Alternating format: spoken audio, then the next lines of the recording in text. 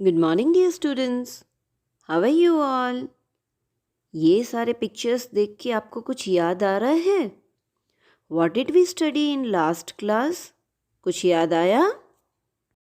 Yes, these all are part of chapter number 13, The Sun and the Moon, जो कि हमने पिछले class में स्टार्ट कर दिया था.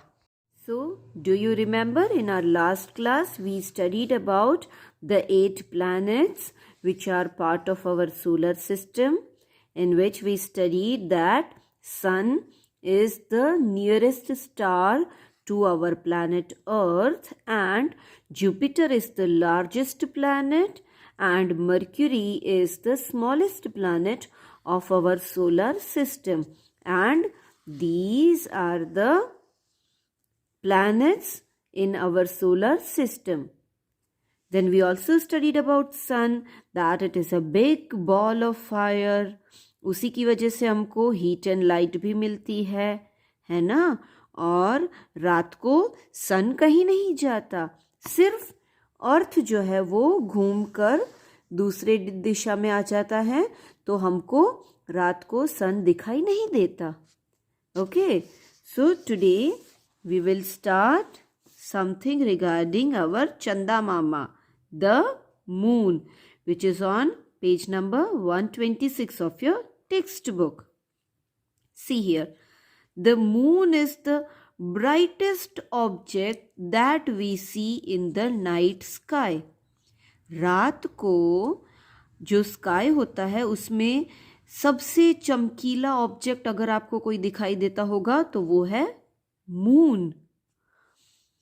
It moves around the earth. Moon का क्या काम है? वो अर्थ के आसपास चक्कर लगाती है. Just like this picture. ये देखो, ब्लू कलर का क्या है? It is our planet Earth. and ये वाइट कलर का छोटा सा बॉल है, that is moon. आपने के मून मूव्स अराउंड द अर्थ, और उसको अर्थ का पूरा चक्कर काटने में कितना दिन लगते हैं? तो 29.5 days, मतलब almost a month. Moon takes 29.5 days to go around the earth once. मतलब कि ये अगर ये आपका अर्थ है और ये आपका मून है, ये आपका सन है, तो मून घूमते घूमते घूमते यहाँ पर सन अर्थ की चक्कर लगा के वापस अपनी ओरिजिनल पोजीशन में आएगा, तो उसको कितना टाइम लगेगा? 29.5 days. The moon does not have its own light. अरे, अभी तो हमने बोला कि the brightest thing which we see in night sky is moon, और अभी यहाँ पर लिखा है कि moon does not have its own light. ऐसे कैसे हो सकता है? तो फिर मून इतना चमकता क्यों है? The reason is the light from the sun falls on the moon and makes it bright. ये देखो, ये जो सन की जो रोशनी है ना, वो जब मून पे गिरेगी, ठीक है, तो मून हमको ब्राइट लगने लगेगा. बट एक्चुअली मून ब्राइट है नहीं. मून के पास खुद की लाइट नहीं है. It receives the light from the sun, और उसकी वजह से हमको मून बहुत ब्राइट दिखता है. There are mountains and low lying areas on the moon. Look at this. जब साइंटिस्ट मून पे गए तो उन्होंने देखा कि the surface of moon is not flat. Can you see mountains? See the surface, कितना ऊबड़ खाबड़ सरफेस है. कहीं पर एकदम अप है, कहीं पर डाउन है, मतलब कि अनइवन सरफेस है. किसका? मून का. मून पे भी माउंटेन्स हैं. एंड लो लाइंग एरियाज, मतलब कि खाई भी है उसमें. The low lying areas are called craters. बड़े बड़े गड्ढे जो है ना, जो कि मून के सरफेस पे प्रेजेंट है, उसको क्या बोलते हैं? Craters. See this is a picture of crater. इस पे आपको छोटे बड़े गड्ढे दिख रहे हैं ना. These are present on the surface of moon. और उसे क्या बोलेंगे? Craters. What is this? Why does the moon look different on different nights? ये देखो, कभी मून एकदम बड़ा, कभी छोटा, कभी तो एकदम गायब. Do you know the reason? See the moon moves around the earth, so it keeps changing its position.